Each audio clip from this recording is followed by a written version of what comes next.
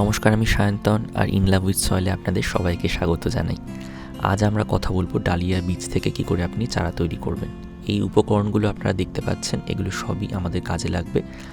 মাটি আমি এখানে ব্যবহার করব না, এগুলো ডালিয়ার বীজ দেখতেই পাচ্ছেন। মজার কথা হচ্ছে ডালিয়ার বীজের জার্মিনেশনের জন্য মাটির কোনো প্রয়োজন নেই। আমি এখানে তুলো নিচ্ছি, তুলোটাকে ভালো করে ভিজিয়ে নেব, অতিরিক্ত জল বার করে দেব। এবার একটা পাতলা লেয়ার তৈরি করব বা একটা পরতের মতো তৈরি করব। দেখুন, এবার এটাকে এই কাঁচের বোতলের মধ্যে ভালোভাবে বসিয়ে দেব। এরপর ডালিয়ার বীজগুলো আমি ছড়িয়ে দেব এই ভিজে তুলোর উপরে। তুলোতে যেন অতিরিক্ত জল না থাকে সেটা কিন্তু মাথায় রাখবেন।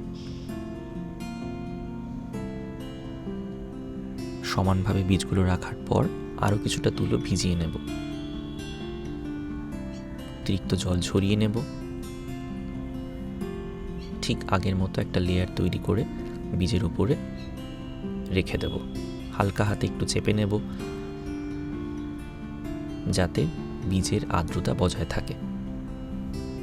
তুলো দিয়ে ঢেকে দেওয়ার পর এবার বোতলের মুখটা বন্ধ করে দেব যাতে বীজগুলোর আর্দ্রতা না হারায়, এবং আমাদের 48 ঘন্টা অপেক্ষা করতে হবে।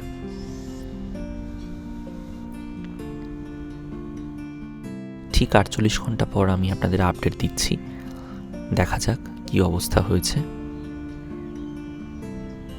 দেখুন, অধিকাংশ বীজ জার্মিনেট করেছে, দেখতেই পাচ্ছেন সামনে। এবার এগুলোকে আমরা আলতো হাতে তুলো থেকে আলাদা করে বাটিতে রেখে দেব। আমি একটা ছোট পাত্র এখানে নিয়েছি, সেই পাত্রতেই রাখবো। খুব হালকা হাতে কাজটা করতে হবে যেন কোনোভাবেই বীজপত্র বা নতুন যে রুট তৈরি হয়েছে সেগুলো নষ্ট না হয়ে যায়।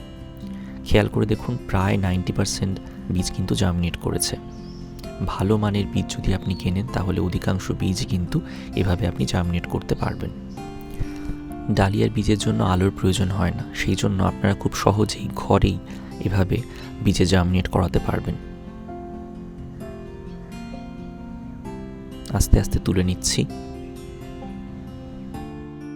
যেই বীজগুলো জার্মিনেট করলো আমি সেগুলো এবার বসিয়ে দেব। আমি এখানে কোকোপিট নিয়েছি, আমি এক একটা টবে দুটো করে বসাবো।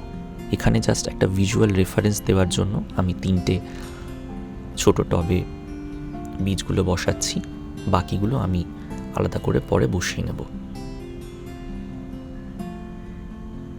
খুব হালকা হাতে কাজটা করবেন যেন কোনোভাবেই বীজের শিকড় নষ্ট না হয়ে যায়।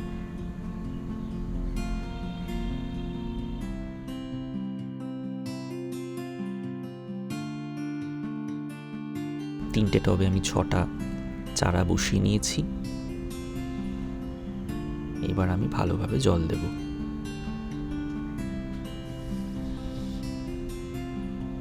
ভালো করে জল দেবেন যেন পুরো মিডিয়াটা ভিজে যায়। আপনি চাইলে এখনই এই চারাগুলোকে রোদে রাখতে পারেন, তবে দুপুরের রোদ দেবেন না, সকালে 2-3 ঘন্টা রোদ দিন, তাহলে গাছ খুব দ্রুত বেড়ে উঠবে।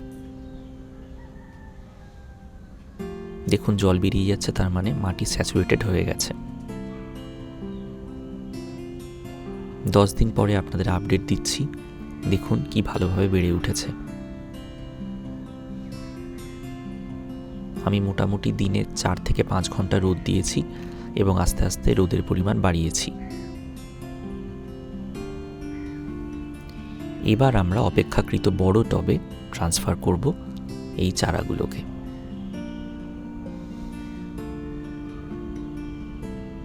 আমি কোকোপিট আর ভার্মি কম্পোস্ট 50% করে মিশিয়ে নিয়েছি।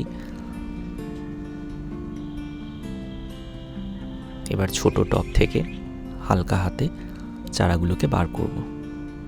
এখানেও কিন্তু আপনাকে খুব সচেতন থাকতে হবে, নতুন যে শিকড় তৈরি হয়েছে গাছের সেগুলো যেন কোনোভাবেই আঘাত না পায়।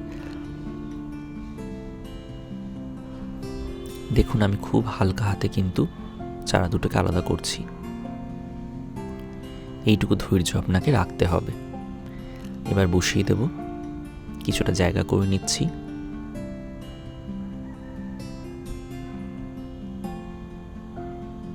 এভাবে আমি একটার পর একটা চারা বসিয়ে নেওয়ার পর চারপাশে মাটি দিয়ে দেব।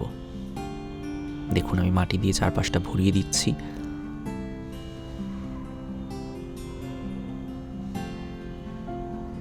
এরপর আমি জল দিয়ে দেব। আমার কাজ আপাতত শেষ।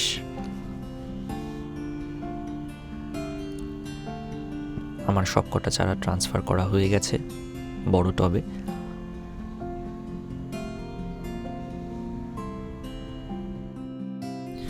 ঠিক 15 দিন পর আপনাদের আপডেট দিচ্ছি। দেখতেই পাচ্ছেন চারাগুলো বেশ বড় হয়ে গেছে। আমি চারাগুলো বসানোর সময় স্লো রিলিজ ফার্টিলাইজার ব্যবহার করে নিচ্ছি। চাইলে আপনারাও ব্যবহার করতে পারেন, এতে গাছ একটা ইনিশিয়াল বুস্ট পায়। আমি কয়েকটা লিঙ্ক নিচে দিয়ে দিচ্ছি, সেখান থেকে আপনারা ভালো মানের স্লো রিলিজ ফার্টিলাইজার পেয়ে যাবেন। আমি এখানে 2 ফুট বাই 10 ইঞ্চির টব ব্যবহার করেছি, আর সেখানে আমি 8খানা চারা বসাচ্ছি। আপনাদের অনেকের মনে হতে পারে ডালিয়া যেহেতু খুব বড় হয়, সেই জন্য এত ঘনভাবে এত ছোট জায়গায় বসানো কি উচিত? সেটা সত্যি উচিত নয়, কিন্তু যেহেতু আমার জায়গা খুব কম সেই জন্য আমি ঘনভাবে বসাচ্ছি। তবে এর মানে এটা নয় যে আপনি এই গাছ থেকে ফুল পাবেন না। আপনি যদি ঘনভাবে বসান তাহলেও কিন্তু আপনি গাছ থেকে ফুল পাবেন। তবে গাছ যতটা বেড়ে ওঠার কথা ততটা নিশ্চয়ই বেড়ে উঠবে না। তার জন্য আপনাকে পর্যাপ্ত পরিমাণে জায়গা সরবরাহ করতে হবে, যেটা প্র্যাকটিক্যালি আমার কাছে নেই। যাই হোক, আমি এখানে জল দিচ্ছি, আপনারা দেখতেই পাচ্ছেন। জল দেওয়ার সময় অবশ্যই খেয়াল করবেন যাতে গাছ কোনোভাবে আঘাত না পায়। হালকা হাতে জল দেবেন। চারা যদি নুয়ে পড়ে জল দেওয়ার সময় তাহলে অবশ্যই ভালোভাবে দাঁড় করিয়ে দেওয়ার চেষ্টা করবেন, বা আপনি স্টেকিংয়ের ব্যবস্থা করতে পারেন, তাতে গাছ দুর্বল হবে না বা ভেঙে যাবে না। এবার আমাদের অপেক্ষা করতে হবে গাছগুলো ভালোভাবে বেড়ে ওঠার জন্য। পর্যাপ্ত পরিমাণে আলো, জল এবং সার যাতে গাছ পায় সেই ব্যবস্থা কিন্তু আপনাকে করতে হবে। বীজ থেকে চারা এবং চারা থেকে ফুল পেতে মোটামুটি 10-12 সপ্তাহ সময় লাগে। কাজে অবশ্যই আপনাকে কিন্তু এই সময়টা ডালিয়াকে দিতে হবে। আশা করছি ভিজুয়াল রেফারেন্সটা পাওয়ার পর আপনাদের খুব একটা অসুবিধা হবে না ডালিয়ার বীজ থেকে চারা সংগ্রহ করতে। কেমন লাগলো এই ভিডিও আমাদের জানান, আর যদি কোনো জিজ্ঞাসা থাকে তাহলে অবশ্যই কমেন্টের মাধ্যমে জিজ্ঞাসা করতে পারেন। আর আমি অবশ্যই আপডেট দেব আমার চারাগুলো কীরকমভাবে বেড়ে উঠছে, কীরকম ফুল আসছে, এবং সেই নিয়েও ভিডিও করব। সঙ্গে থাকুন। এবং আপনারা চাইলে এর মধ্যেই বীজ বসিয়ে ফেলতে পারেন, খুব একটা দেরি এখনও হয়নি। আমি কয়েকটা লিঙ্ক নিচে দিয়ে দিচ্ছি যেখানে আপনি অনলাইনে বীজ পেয়ে যাবেন, ভালো মানের বীজ। আমি বেশ কয়েক বছর সেখান থেকে বীজ কিনছি। আমার মনে হয় আপনারা খুব একটা নিরাশ হবেন না, কারণ ভালো মানের বীজ সংগ্রহ করাটা কিন্তু খুব গুরুত্বপূর্ণ। তাহলে আপনাদের সফল হওয়ার চান্স আরও অনেক বেশি হবে। সবাই ভালো থাকবেন, সুস্থ থাকবেন এবং অবশ্যই আমাদের সঙ্গে থাকবেন।